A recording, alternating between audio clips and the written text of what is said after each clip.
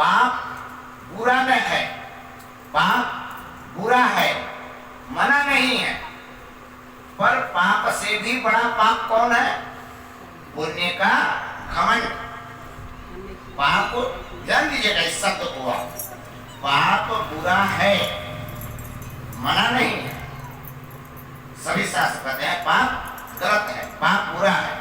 पाप बुरा है, मना नहीं है, पर उस पाप से भी बड़ा पाप है पुण्य का घमंड। उससे भी बड़ा, सबसे बड़ा पाप यही है, पुण्य का घमंड। अब कहेंगे पुण्य का कोई घमंड? कैसा पुण्य का घमंड? पुण्य का घमंड यही है कि सत्यनारायण भगवान की कथा हुई, आपने चलो उसे लिए, देखिए मेरा चूरन देखिए कितना बढ़िया मैंने चूरन बनाया, यही घमंड हो। ये घमंड, मैंने ऐसा भंडारा कराया, मैंने ऐसा कार्य किया, मैंने भोलेनाथ को ये दिया, मैंने माँ के यहाँ ये किया। अरे कोई क्या करेगा? 9 दिन मैं निराजली व्रत रहती हूँ, 9 दिन पूरा व्रत रहती हूँ। ये पुण्य आप जो किए उसका बखान कर दिया। और जिस पुण्य को करने के बाद कह देते हैं, चर्चा कर देते हैं, बता देते हैं, वो पुण्य क्षीण हो जाता है, बल्कि वो पाप से भी बड़ा पाप की श्रेणी में चला जाता है। तब पुण्य को कभी बताना नहीं चाहिए और पाप को कभी छुपाना नहीं चाहिए। अगर आपसे कोई गलती हो गई, कोई पाप हो गया, तो भगवान के सामने, गुरु के सामने, माँ के सामने, पिता के सामने उसको बोल दीजिए, उनसे छुपाइए मत। उनसे कह दीजिए कि हाँ हमने ये पाप किया, हमने ये गलती हुई। और कितना बड़ा पाप हो उसका सिर्फ एक निदान है, क्षमा, सिर्फ क्षमा। अगर आप कोई भी गलती किए, कोई भी अपराध कर गए जाने अनजाने, तो उसकी आप क्षमा प्रार्थना कर लें कि हे भोलेनाथ, हे माँ, हे पिता, हे भगवान श्री कृष्ण, हमसे जो भी गलती हुई है उसकी हमको क्षमा करें। नतमस्तक हो जाए, साष्टांग दंडवत कर ले। लेकिन यही तो नहीं होता, यही नहीं झुकता। ये घमंड है, ये झुकता ही नहीं कि ये झुक जाए, ये झुकेगा ही नहीं। सबसे बड़ी बात है हाँ? क्योंकि आदमी जब दूसरा कोई गलती करता है, दूसरे की गलती पर जज बन जाता है और अपने गलती पर वकील बन जाता है। जब दूसरा कोई गलती करे तो जजमेंट आप खुद दे देते हैं, नहीं नहीं इसने गलत किया, इसको ऐसा करना चाहिए, जजमेंट आपने दे दिया, जज बन जाते हैं। और जब दूसरा गलती का अपना गलती करता है, अपने से गलती करते हैं, तो वकील नहीं नहीं ये तो ऐसे हुआ है तब हम किए, नहीं तो हम ऐसा न करते। जो हम करते हैं उसका फल हमें ही भुगतना पड़ेगा, कोई दूसरा नहीं आएगा भुगतने। पाप करोगे तो पाप ही भरो मिलेगा, पुण्य करोगे तो पुण्य ही भोगोगे। धोखा दोगे तो किसी को धोखा दोगे तो तुम्हें भी धोखा कोई ना कोई देगा। तुम किसी को आस दे दिए कि हम ये कार्य करेंगे, आपका ये कार्य है, मैं इस कार्य को करूंगा, आपकी लड़की की शादी है, चिंता मत कीजिए, आपकी बच्ची की शादी में मैं 50,000 का सहयोग करूंगा, 1 लाख का सहयोग करूंगा। आपके भरोसे वो बैठा रह गया और जब शादी का वक्त आया तो स्थिति परिस्थिति चाहे जो भी रही हो, आप उस वक्त उसकी मदद नहीं किए, धोखा दे दिए, तो वो धोखा का बदला धोखा मिलेगा। किसी को आस मत दीजिए, किसी को धोखा, कहीं 5 रुपए का चीज है 50 रुपए में आप दे दिए, ये धोखा हुआ। धोखा नहीं करना चाहिए। पाप करेंगे तो पाप ही मिलेगा, पुण्य करेंगे तो पुण्य ही मिलेगा।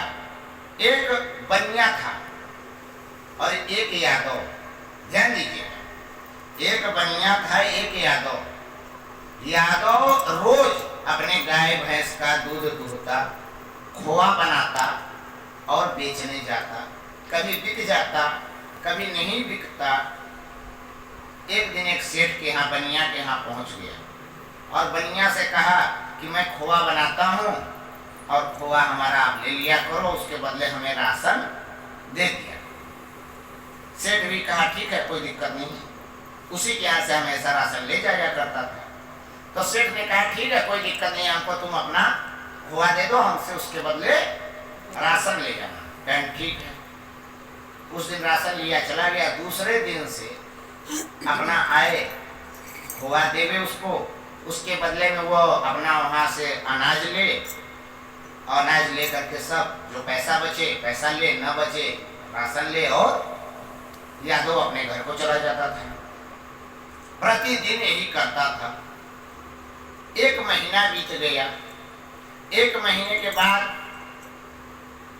बनिया ने कहा कि ये खोआ रोज लाके देता है, और रोज मैं इससे पूछता हूं कि कितना है, तो ये कहता है 1 किलो। ध्यान दीजिएगा इस बात। याद बनिया रोज पूछता था यादव से कितना है खोआ, और यादव रोज कहता था कि 1 किलो खोआ है। उसके हिसाब से उसका पेमेंट कर दिया करता था, उसको राशन दे दिया करता था बनिया। तो कहा ये रोज कहता है अच्छा आज इसका खोआ हम तौलते। रोज तो नहीं तोल रहा था। कहा आज हम इसका खोआ तौलेंगे। उसने खोआ तौला। जब बनिए ने खोआ तौल दिया, यादव खोआ दे के चला गया। उसके बाद बनिए ने खोआ तौल दिया। और जब तौला खोआ तो कितना खोआ था? 900 ग्राम। 900 ग्राम खोआ निकला। 100 ग्राम खोआ कम था। अब बनिया लगा जोड़ने की, आज मैं 1 महीने से 2 महीने से ले रहा हूँ, ये 900 ग्राम खोआ देता है और कहता है 1 किलो है, मुझे ये चूना लगा रहा है, मुझे ये धोखा दे रहा है। आने दो कल आने दो यादव को, तो मैं उससे मिलता हूँ। इतना कह करके बैठा। दूसरे दिन यादव आया, कहे खोआ कितना है? यादव ने बोला खोआ 1 किलो है। क्या तुम झूठ बोलते हो? पक्के 1 नंबर के झूठे हो, बेईमान हो, धोखेबाज हो, तुम हमारे साथ धोखा करते हो। कहीं क्या कहें तोलो खोआ। तोल दिया गया खोआ उसी के सामने, और उस दिन भी खोआ 900 ग्राम ही निकला। जब 900 ग्राम निकला तब बनिया कहता है कि देखो कितना है खोआ? 900 ग्राम खोआ है। 100 ग्राम तुम रोज मुझे टेनी मार के देते हो। तुम्हारी यही, हम तुम्हारी गरीबी हालात पर, तुम्हारी बात पर, तुम्हारे भरोसा करके हम तुमसे रोज ले रहे हैं खोआ। अब बिना तौले ले लेते हैं। तुम जो कहते हो मैं दे देता हूँ। तुम मेरे साथ धोखा, मेरे साथ गद्दारी करते हो। बहुत बात वो बनिया यादव को बोलने लगता है। यादव हाथ जोड़ के कहता है मेरी भी बात सुन लीजिए।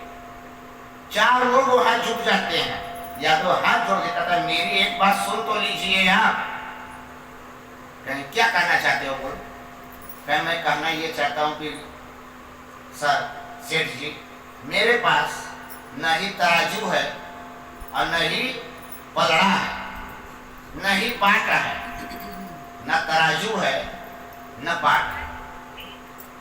मैं खोआ तौलूंगा कैसे? मैं 2 प्लेट का पलड़ा बनाया हूं, और तराजू तो है नहीं, तो 2 घर के 2 प्लेट का पलड़ा बनाया हूं, और बाट नहीं है, तो जो आपके यहाँ से प्रतिदिन 1 किलो चीनी ले जाता हूँ, उसी को बाट मान करके रख करके एक पलड़े में खोआ रख करके तौल देता हूँ। तो उसके बाद मैं आपको दे देता हूँ। अब हमें क्या पता कि आप हमें चीनी 900 ग्राम दे रहे हैं। कितना देते हैं? संजोग बस चीनी भी लिया चुका था, वो भी तौलाया तो 900 ग्राम। अब सेठ के पास कोई जवाब बचा? तो कहने का तात्पर्य क्या है? कहने का तात्पर्य है कि आप जो बोओगे वही काटोगे। जो बोओगे वो ही काटोगे, चाहे आज चाहे कल काटना पड़ेगा। एक भक्त था माँ काली का, माँ दुर्गा का, हमेशा स्मरण किया करता था। माँ उसकी भक्ति से प्रसन्न हो गई। अब प्रसन्न होकर भोलेनाथ से कहती हैं कि ऐसा करिए कि उसको कैलाश ले आइए। भोलेनाथ कहते हैं ऐसा नहीं हो सकता, उसने अभी कोई गुरु नहीं बनाया है, और बिना गुरु के कोई भी मंत्र का जाप कर लीजिए पता है। और जब गुरु बन जाता है तो वो गरीब आदमी कैसे गुरु बनेगा? माँ गौरा पार्वती एक बुजुर्ग का रूप लेके उस भक्त से मिलती हैं और कहती हैं तुम अपना गुरु बना लो। गुरु बिन ज्ञान नहीं होता। अपना गुरु बनाओ। कहे गुरु तो भैया पैसा देना पड़ता है, कपड़ा देना पड़ता है, देंगे तब तो। अब बड़े बड़े शहरों में रहते हैं, भाड़ा लगेगा, किराया लगेगा, फिर उनका जाप करना, सुमिरन करना, गुरु पूर्णिमा पे याद करना, तो हमारे बस में नहीं है कि हमारे पास ना पैसा है, ना दान दक्षिणा देने को, गुरु दक्षिणा देने को कुछ है कि मैं कुछ कर सकूं। माता जी मेरे पास ये पैसे नहीं। माँ कहती है सुनो, जगत का गुरु भोलेनाथ है। जब तुम्हारे पास कुछ भी नहीं है तो शिव को ही गुरु बना लो। जगत गुरु है भोलेनाथ। तो कहीं इनको कैसे बनाया जा सकता है? कहीं एक साफ सुथरे आसन कपड़ा बिछा लो, भोलेनाथ के शिवलिंग के सामने बैठ जाओ किसी भी मंदिर में, 16 बार सांस को खींचो और 16 बार सांस को छोड़ो। और छोड़ने के बाद तब बोलो कि हे भोलेनाथ मैं आपका शिष्य बनना चाहता हूँ। हे भोलेनाथ मैं आपका शिष्य बनना चाहता हूँ। हे भोलेनाथ मैं आपका शिष्य बनना चाहता हूँ।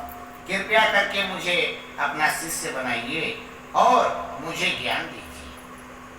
इतना कहने के बाद फिर बोलना पड़ता है, हे भोलेनाथ आप मेरे गुरु हैं, मैं आपका शिष्य हूँ और मेरे अनाहत चक्र में, यह शास्त्र विधि बता रहा हूँ गुरु शिव को गुरु बनाने का शास्त्र विधि, मेरे अनाहत चक्र में आप विराजमान होइए और मुझे मार्ग दिखाइए। इस बात को भी 3 बार दोहराइए। उसके बाद पुनः उनके किसी भी मंत्र को 5 बार 11 बार जो भी कर सकते हैं उतना जाप करिए। और उसके बाद फिर भोलेनाथ से कहना, हे भोलेनाथ आप आज से आप मेरे गुरु हैं और मैं आपका शिष्य हूँ, आप मुझ पर दया कीजिए,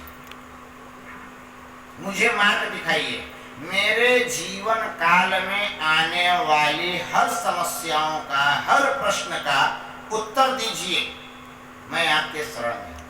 इतना कहने के बाद भोलेनाथ को गुरु दक्षिणा दीजिए। जो भी आपके पास है उसको गुरु दक्षिणा दीजिए। अगर कुछ नहीं तो 108 या 51 बार श्री राम नाम का जाप करिए और उसी जाप को भोलेनाथ को गुरु दक्षिणा के स्वरूप दीजिए कि हे भोलेनाथ मैंने ये आपको गुरु दक्षिणा सुपुर्द की और मुझे अब ज्ञान दीजिए। इस प्रकार से कहने के बाद, पूरी करने के बाद दोनों भुजाओं को आकाश की तरफ उठा करके घोषणा करना चाहिए कि मेरे गुरु शिव हैं, मैं शिव का शिष्य हूँ। शिव मेरे गुरु हैं, मैं उनका शिष्य हूँ। शिव मेरे गुरु हैं, मैं उनका शिष्य हूँ।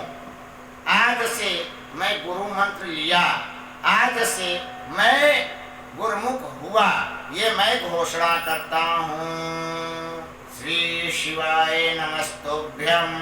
ऐसा करते हुए साष्टांग प्रणाम करके दंडवत करो और तुम्हारे गुरु भोलेनाथ हो जाएंगे। उसके बाद तुमको प्रतिदिन जो भी तुम्हारे पास हो, जल बेलपत्र, उसको प्रतिदिन शिवलिंग पर अर्पित करो, चढ़ाओ, पूजन करो, उनके नाम का सुमिरन करो और 16 बार प्राणायाम करने के बाद भोलेनाथ को याद करना, जाप करना। जब भी करना 16 बार प्राणायाम करने के बाद तब जाप करना शुरू करो। अगर आपका कोई भी प्रश्न है, मन में कोई प्रश्न आ गया कि ये क्या दिक्कत है, हे भोलेनाथ हम इसका क्या करें, 16 बार प्राणायाम करिए, जाप करिए, उसके बाद आसन की मुद्रा में बैठ जाइए। आपके अनाहत चक्र से भोलेनाथ की आवाज सुनेगी। आपके अनाहत चक्र से आपके हर सवाल का जवाब आपको मिलेगा। अगर आपकी मन प्रतिष्ठा सही है तो 1 दिन में नहीं, 2 दिन, 3 दिन, 4 दिन, 5 दिन के अंदर अंदर खुद मिलेगा। आपको स्वप्न मिलेगा, आपको आगम मिलेगा। भोलेनाथ आपके हर एक सवाल का जवाब देंगे। वो सवाल का जवाब भी वो दे सकते हैं जो आम गुरु नहीं दे सकते। बोलिए काशी विश्वनाथ की। इसी के साथ वो व्यक्ति गुरु मंत्र ले लेता है और फिर भगवान का जाप शुरू करता है माँ का। माँ कहती हैं, हे भोलेनाथ अब वो गुरुमुख हो चुका है, अब उसको शिवलोक लेके आइए। कैलाश पे लेके आइए। भोलेनाथ कहते हैं अरे गौरा तुम तो एकदम पीछे पड़ गई। कहे हाँ लेके आना ही पड़ेगा। तब भोलेनाथ जाते हैं और उससे कहते हैं कि माँ ने, गौरा माँ पार्वती ने तुम्हें कैलाश पे बुलाया है। कहे हाँ हमें पता था कि माँ हमें जरूर बुलाएंगी, दर्शन देंगी। कहें तुमको चलना है? तो कहे हाँ। कहें पर एक शर्त है। कहें क्या? कहें 1 करोड़ शिवलिंग बनाना है, 1 करोड़ देवी देवताओं की मूर्ति बनानी होगी। 1 करोड़ देवी देवताओं की मूर्तियों का निर्माण तुम्हें करना है, और वो भी एक दिन में। 1 दिन में 1 करोड़ मूर्ति बना लो। उसके बाद दूसरे दिन मैं आकर तुमको सशरीर कैलाश लेके चलूंगा। ठीक है मैं बना लूंगा, क्योंकि मूर्तिकार था, मूर्ति बनाता था। तो कहा कि मैं बना लूंगा, और वो लग गया मूर्ति बनाने में। 1 करोड़ मूर्ति बनाने में लग गया। सच्ची घटना शिव महापुराण की बता रहा हूं आपको। 1 करोड़ मूर्ति बनाने के लिए वो सूर्योदय हुआ, लग गया, दिन भर बनाया, रात भर बनाया। दूसरे दिन सुबह हो गई, भोलेनाथ आए। कहे क्या हुआ? कहे 1 करोड़ मूर्ति मैंने बना लिया। 1 करोड़ मूर्ति मैंने बना लिया।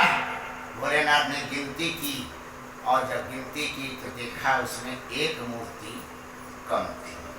कितनी मूर्ति कम थी? 1 मूर्ति। 1 करोड़ में 1 मूर्ति कम हो गई। भोलेनाथ ने कहा नहीं, गिन लो, 1 करोड़ में 1 मूर्ति कम है, इसलिए तुम अब कैलाश नहीं जा सकते। माँ गौरा कहे भोलेनाथ गुरु गुरु ही होता है, सारा विद्या देके 1 मूर्ति कम कर दिए, कैलाश नहीं लाना था। तब मूर्तिकार रोता है, कहता है प्रभु ठीक है मैं नहीं जा सकता। माँ ने मुझे याद किया, आपने दर्शन दिया, यही बहुत है। लेकिन जिन देवताओं की मूर्तियां को मैंने बनाया है, 1 करोड़ देवी देवताओं की मूर्तियों का मैंने निर्माण किया है, इन सभी देवी देवताओं से कह दीजिए कि एक बार आके इन मूर्तियों को टच कर दे, छू ले, जिससे हमारी मेहनत सफल हो जाए। कहें ठीक है भोलेनाथ। 33 कोटि के देवी देवताओं को बुलाते हैं। 1 करोड़ में 1 मूर्ति कम थी, जितनी मूर्ति थी सारे मूर्तियों को 33 कोटि के देवी देवता छूते हैं। उसके बाद भोलेनाथ उसे आशीर्वाद देते हैं कि अंत काल में तुम्हें शिवलोक वास मिलेगा। मैं इसका वचन देता हूँ, इतने कहा के भोलेनाथ चले जाते हैं। वो व्यक्ति जब मृत्यु होता है तो सदगति के बाद शिवलोक धाम का वासी होता है। पर वो मूर्ति, जिस मूर्ति को उसने बनाया 1 करोड़ में 1 मूर्ति कम, वो आज भी इसी धरती पर है। त्रिपुरा